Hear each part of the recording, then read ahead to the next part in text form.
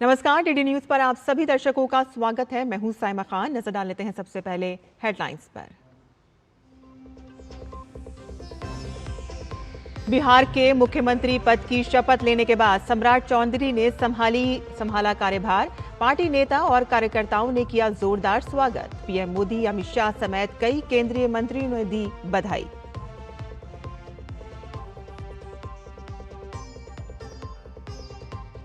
पश्चिम बंगाल और तमिलनाडु में प्रचार हुआ और तेज। बंगाल में अमित शाह, निर्मला सीतारमण और स्मृति ईरानी ने किया प्रचार, जबकि तमिलनाडु में प्रधानमंत्री मोदी का होगा रोड शो।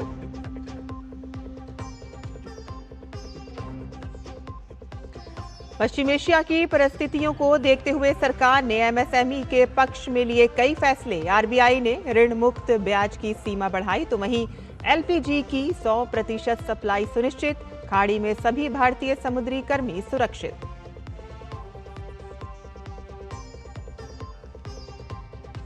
कांग्रेस नेता पवन खेड़ा को सुप्रीम कोर्ट से झटका। तेलंगाना हाई कोर्ट से मिली 1 हफ्ते की ट्रांजिट अग्रिम जमानत पर लगाई रोक। असम सरकार की याचिका पर सुप्रीम कोर्ट ने खेड़ा से 3 हफ्ते में मांगा जवाब।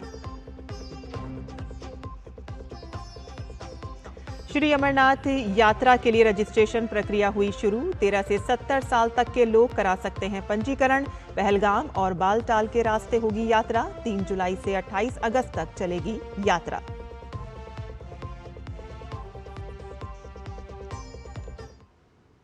और अब समाचार विस्तार से। सम्राट चौधरी ने बिहार के नए मुख्यमंत्री के रूप में शपथ लेने के बाद पटना स्थित मुख्य सचिवालय में मुख्यमंत्री कार्यालय में अपना पदभार ग्रहण किया। ये राज्य के इतिहास में पहला मौका है कि जब भाजपा का कोई नेता बिहार का मुख्यमंत्री बना है। नीतीश कुमार के इस्तीफे के बाद उन्होंने एनडीए सरकार के तहत ये जिम्मेदारी संभाली है। बिहार के मुख्यमंत्री सम्राट चौधरी ने सोशल मीडिया प्लेटफॉर्म एक्स पर जानकारी देते हुए कहा कि बिहार की सरकार के मुख्य सचिवालय में मुख्यमंत्री पद का पदभार ग्रहण किया है और संबंधित अधिकारियों से परिचयात्मक बैठक भी की है। बिहार का हित सर्वोपरि रखकर कर्तव्य पालन।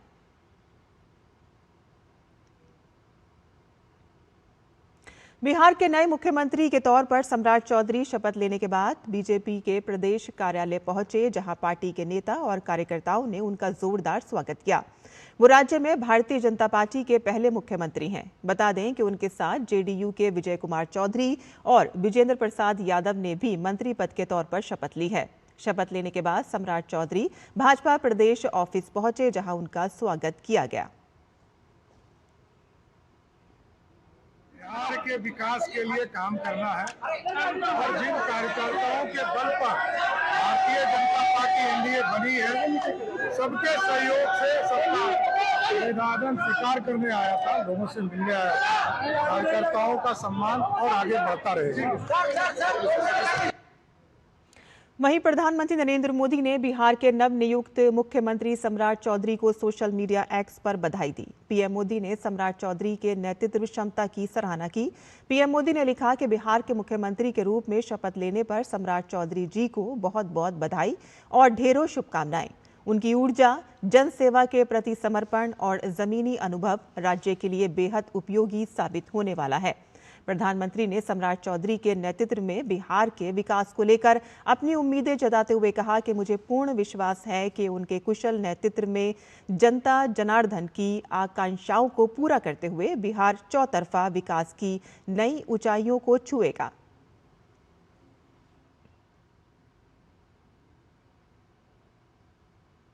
भाजपा विधायक और लोकगीत गायिका मैथिली ठाकुर ने बिहार के नवनियुक्त मुख्यमंत्री सम्राट चौधरी के लिए गीत को गुनगुनाकर सम्राट चौधरी को बधाई दी है।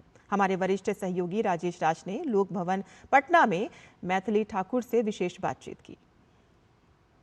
मैथिली, कितनी बड़ी खुशी है बिहार को नया मुख्यमंत्री और आपकी पार्टी का सबसे पहले हम इसको आज ऐतिहासिक दिन मानते हैं और एनडीए के मुख्यमंत्री पहले भी थे, आज भी एनडीए के मुख्यमंत्री हैं, तो हम लोग साथ में मिल करके बिहार और कैसे माननीय मुख्यमंत्री नीतीश कुमार जी और मुख्यमंत्री सम्राट चौधरी जी के आगे के जो भी विजन है उसको पूरा करने के लिए हम सभी एनडीए के कार्यकर्ता एक साथ इकट्ठे हैं।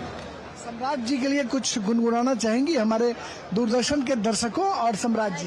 हम राजनाथ बबुआ जीएम हुई है, नाना इतो डीएम हुई है हो, ए राजा जी हिंद के सितारा, ये तो सीएम हुई है, उसे ऊपर पीएम हुई है हो। और मैथिली ने सम्राट के लिए एक गीत भी गुनगुनाया कि सीएम बबुआ सीएम हुई हैं, बबुआ पीएम हुई हैं। तो निश्चित रूप से सम्राट चौधरी का भविष्य उज्जवल हो, ये मैथिली बखूबी कह रही हैं। कैमरामैन मोहित यूके के साथ लोक भवन पटना से मैं राजेश राज, डीडी न्यूज के लिए।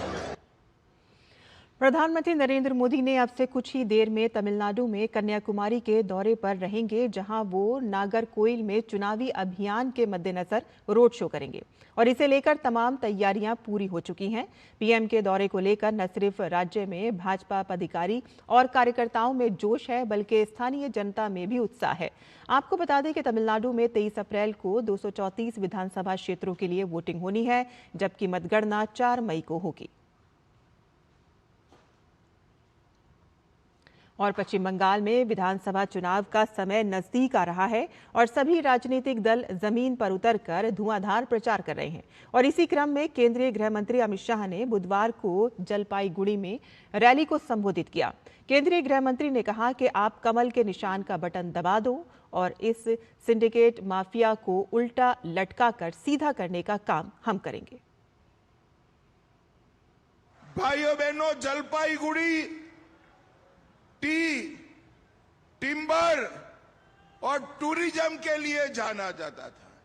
ममता दीदी ने इसके अंदर चौथा टी जोड़ा, टीयर्स का टी, आंसुओं का टी। 23 अप्रैल को ममता का हिसाब आप बरोबर कर दो, गुंडों का हिसाब हम बरोबर कर देंगे, हम बरोबर कर देंगे। सारे गुंडे उल्टा लटका कर सीधा करने का काम भारतीय जनता पार्टी करेगी। भाजपा नेता स्मृति ईरानी ने पश्चिम बंगाल में चुचुरा विधानसभा क्षेत्र में भाजपा उम्मीदवार सुबीर नागा के समर्थन में रोड शो किया। रोड शो के दौरान बड़ी संख्या में समर्थक जुटे और उन्होंने जनता से भाजपा के पक्ष में मतदान की अपील की।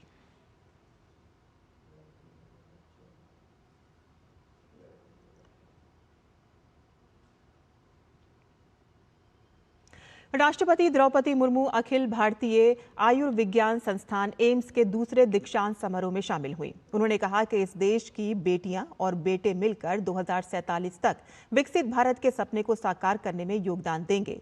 राष्ट्रपति द्रौपदी मुर्मू ने कहा कि देशवासियों का अच्छा स्वास्थ्य देश की प्रगति के लिए भी उतना ही महत्वपूर्ण है जितना कि उनके व्यक्तिगत कल्याण के लिए। देशवासी स्वस्थ रहें और पूरी क्षमता से राष्ट्र निर्माण में अपना योगदान दे सकें, इसके लिए पिछले 1 दशक के दौरान भारत सरकार ने अनेक महत्वपूर्ण कदम उठाए हैं। देशवासी स्वस्थ रहे और पूरी क्षमता से राष्ट्र निर्माण में अपना योगदान दे सके, इसके लिए पिछले 1 दशक के दौरान भारत सरकार ने अनेक महत्वपूर्ण कदम उठाए।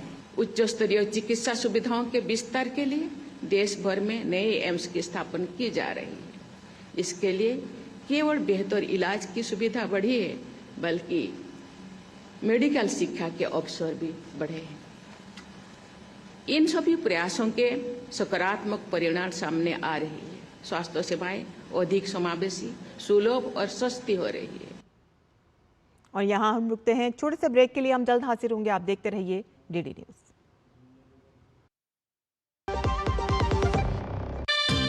खेलता है, झूलता उछलता है, दौड़ता कभी कभी दौड़ कराता है, आगे आगे बढ़ता है इंडिया, अमूल दूध पीता है इंडिया। मेरी पसंद, मेरी पसंद, मेरी पसंद, मेरी पसंद, हमारी पसंद, हम सबकी पसंद। मजबूत देश का मजबूत सरिया हो गया स्टील। और ब्रेक के बाद आपका फिर से स्वागत है। विकसित भारत 2047 के लक्ष्य को साकार करने की दिशा में शहरी बुनियादी ढांचे का कायाकल्प करने के लिए सरकार ने एक बड़ा कदम उठाया है। केंद्रीय शहरी विकास मंत्री मनोहर लाल ने 1,00,000 करोड़ रुपए के अर्बन चैलेंज फंड UCF के जरिए शहरों को इन्वेस्टमेंट मोड पर लाने का विजन साझा किया है और इस 1,00,000 करोड़ के फंड में 90,000 करोड़ रुपए सीधे प्रोजेक्ट्स के लिए अथवा कुछ मेयर्स उन सबको प्रत्यक्ष यहाँ एक बैठक के लिए बुलाया जाएगा और उस दिन आज के किए हुए वार्तालाप में जो योजना आपको बताई जा रही है उसके ऊपर जो आपको तैयारी करके आनी है अथवा जो भी आपका फीडबैक होगा, जो आपकी शंकाएं, कुछ प्रश्न होंगे, कुछ तो आज भी मीडिया के माध्यम से ऐसे विषय आएंगे, लेकिन उस दिन और इस पर खुलकर विचार करेंगे। नारी शक्ति वंदन अधिनियम के समर्थन में दिल्ली बीजेपी ने बाइक रैली आयोजित की और इस अवसर पर प्रदेश अध्यक्ष वीरेंद्र सचदेवा ने कहा कि 2014 के बाद कई ऐतिहासिक कदम उठाए गए हैं और नारी शक्ति वंदन अधिनियम के लिए हम सभी प्रधानमंत्री नरेंद्र मोदी के आभारी हैं। देखिए दूरदर्शन संवाददाता मोहित शुक्ला की वीरेंद्र सचदेवा से ये खास बातचीत। आधी आबादी हक पूरा, अब ये सपना नहीं रहेगा अधूरा, क्योंकि नारी शक्ति बंधन अधिनियम के माध्यम से देश की महिलाओं को 33% रिजर्वेशन का रास्ता साफ हो गया है। हमारे साथ वीरेंद्र सचदेवा जी हैं। सर, बहुत स्वागत है दूरदर्शन पर। आप लगातार महिलाओं के हक में आवाज बुलंद करते रहे हैं और अब देश एक इतिहास बनाने जा रहे हैं और इस इतिहास के हम सब साक्षी होने जा रहे हैं। मैं माननीय प्रधानमंत्री जी को बधाई देता हूं कि एक बहुत ही ऐतिहासिक निर्णय कल हम संसद के पटल पर देखेंगे, जब हमारी बहनों को, हमारी मातृशक्ति को, देश की आधी आबादी को उसका अधिकार मिलेगा। अब बात नहीं होगी, अब अधिकार मिलेगा और उस ऐतिहासिक पल का हम इंतजार कर रहे हैं। 4 दशक एक बहुत लंबा समय होता है। अगर राजनीतिक इच्छा शक्ति हो तो ये बहुत पहले हो सकता था। आखिरकार प्रधानमंत्री नरेंद्र मोदी ने ही इन सब चीजों के लिए समय निकाला, चीजों को आगे बढ़ाया। 2014 के बाद से इस देश ने कई सारे ऐतिहासिक निर्णय देखे हैं। वो धारा 370 हो या 370 का काम हो, या हमने लगातार देखा है कि जिस तरह से विकास की गाथाएं माननीय प्रधानमंत्री जी के नेतृत्व में हुई हैं और ये ऐतिहासिक निर्णय भी।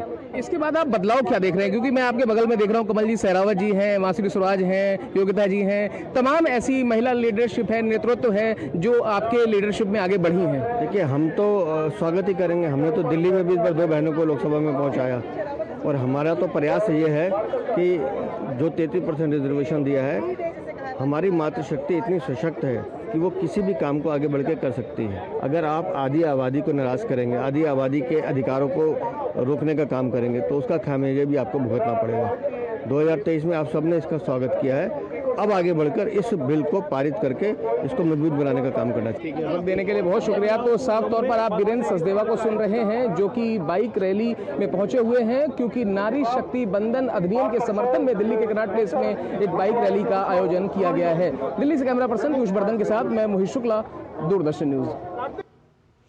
नारी शक्ति वंदन अधिनियम के समर्थन में बीजेपी सांसद कमलजीत सहरावत और बांसुरी स्वराज ने कहा है कि प्रधानमंत्री नरेंद्र मोदी की कथनी और करनी में बिल्कुल अंतर नहीं है। जो वो कहते हैं वही करते हैं और इस मौके पर उन्होंने विपक्ष से भी इस बिल का समर्थन करने की अपील की है।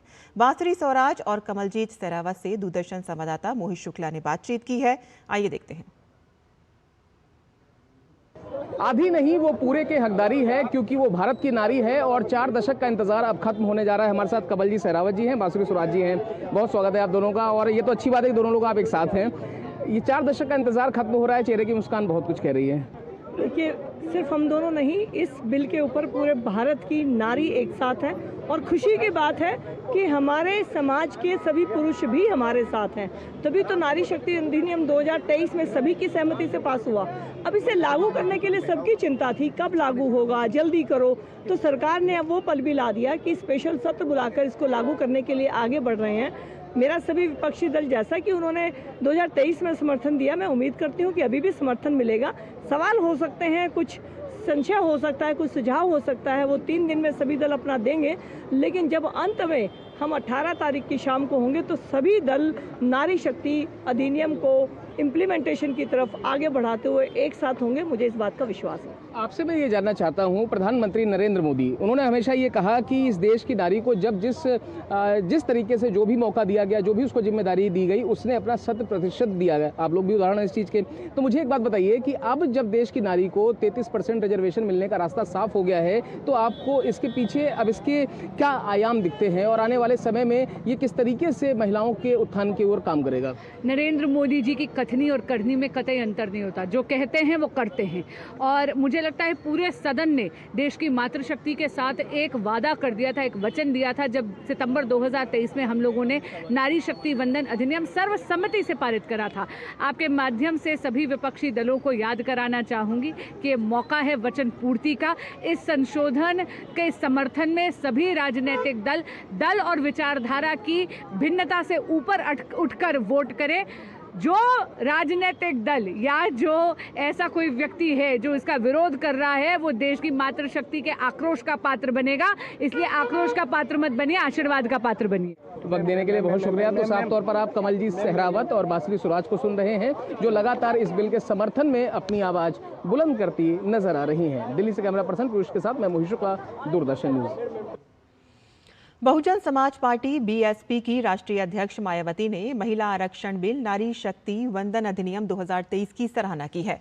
उन्होंने कहा कि लोकसभा और राज्यों की विधानसभाओं में महिलाओं को 33% आरक्षण देने की प्रक्रिया का काफी लंबा इंतजार रहा है।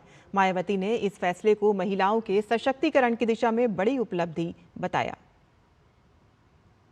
देश की संसद, लोकसभा में व राज्यों की विधानसभाओं में महिलाओं को 33% आरक्षण देने की प्रक्रिया को काफ़ी लंबे इंतजार के बाद ही सही व अन्य इसे आगे बढ़ाने की अब इसे आगे बढ़ाने की कार्रवाई का हमारी पार्टी स्वागत करती है।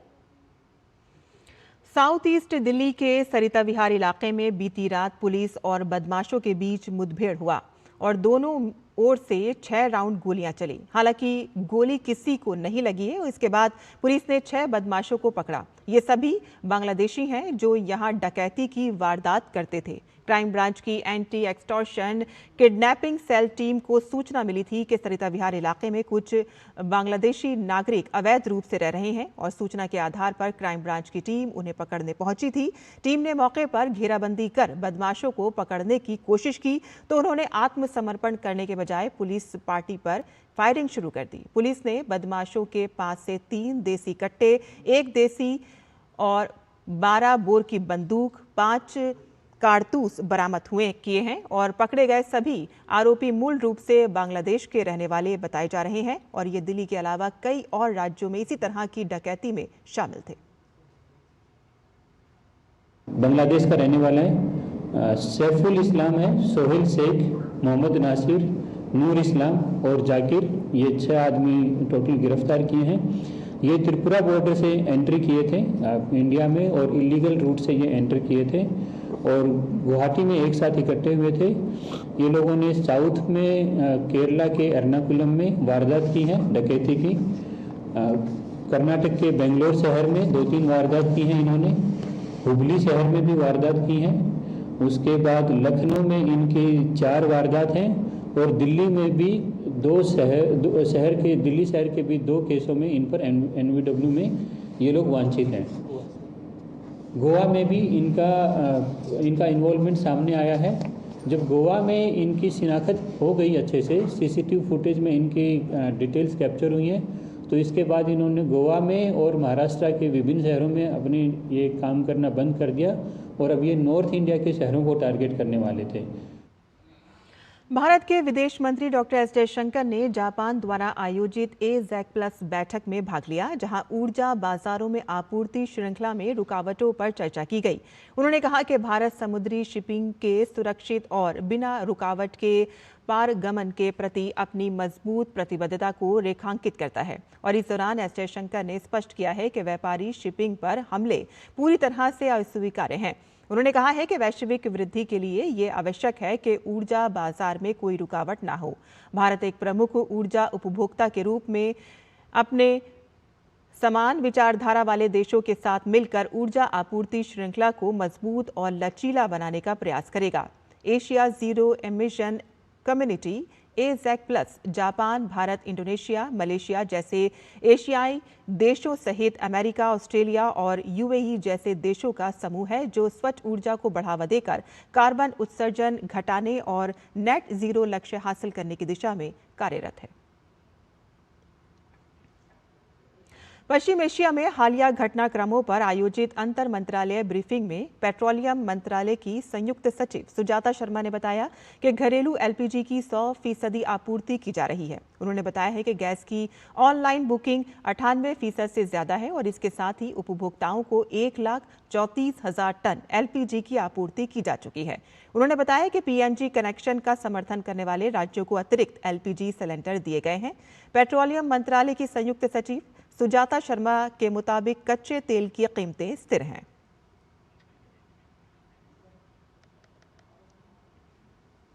और देश की राजधानी दिल्ली स्थित एम्स आयुष्मान भारत योजना के लाखों गरीब मरीजों के लिए उम्मीद की किरण बनकर उभरा है। एम्स दिल्ली में कई राज्यों के मरीज प्रधानमंत्री जन आरोग्य योजना का लाभ उठाकर गंभीर से गंभीर बीमारियों का इलाज करा रहे हैं। एम्स में अब तक इस योजना के तहत 80,000 से अधिक लोगों का मुफ्त इलाज मिला है। जाते आपको इस रिपोर्ट के साथ छोड़े जाते हैं। आप देखिए हमारी ये रिपोर्ट। नमस्कार। लाइन में लगे ये लोग अपनी बारी का इंतजार कर रहे हैं। दिल्ली स्थित एम्स में आयुष्मान भारत योजना के लाभार्थियों के लिए अलग से आयुष्मान सुविधा केंद्र बनाए गए हैं। एम्स में इस तरह के अलग अलग विभागों के लिए 10 से अधिक आयुष्मान सुविधा केंद्र बनाए गए हैं, जहां लाभार्थी बिना किसी परेशानी के इलाज का लाभ उठा सकें। एम्स नई दिल्ली में अब तक आयुष्मान भारत योजना के तहत 80,000 से अधिक लोगों को मुफ्त इलाज मिला है। AAS के आस्क है, आयुष्मान सुविधा केंद्र कहते हैं हम लोग। ये 24/7 आयुष्मान मित्रा और हमारे स्टाफ के साथ ये फैसिलिटेशन काउंटर्स हैं, सारे ब्लॉक्स में हैं। 11 to 12 हमारे पास आस्क सेंटर्स बनाए हैं, आयुष्मान सुविधा केंद्रास। अभी तक हमने एम्स में ऑलमोस्ट 80,000 पेशेंट्स एंड अबव उनका PMJ के हिसाब से ट्रीटमेंट हुआ है। आयुष्मान भारत योजना के कारण अब गरीब मरीज भी जटिल सर्जरी और गंभीर बीमारियों का इलाज बिना आर्थिक चिंता के करा पा रहे हैं। सारे मरीज आते हैं, कार्डियक केसेस भी आते हैं, न्यूरोलॉजी आते हैं, ऑन्कोलॉजी के आते हैं और ट्रांसप्लांट के भी आते हैं। सारे full spectrum of diseases covered है यहाँ पर। देश भर में अब तक करीब 44 करोड़ आयुष्मान कार्ड बन गए हैं। वहीं 10 करोड़ से अधिक लोगों को योजना के तहत इलाज मिला है। देश के करीब 36,000 अस्पताल योजना में शामिल हैं। आयुष्मान भारत योजना ने इस संस्थान की सेवाओं को गरीब वर्ग तक और अधिक सुलभ बना दिया है। एम्स जैसे संस्थानों के माध्यम से यह योजना सुनिश्चित कर रही है कि आर्थिक स्थिति इलाज में बाधा न बने। Nitendra Singh, DD news, Delhi.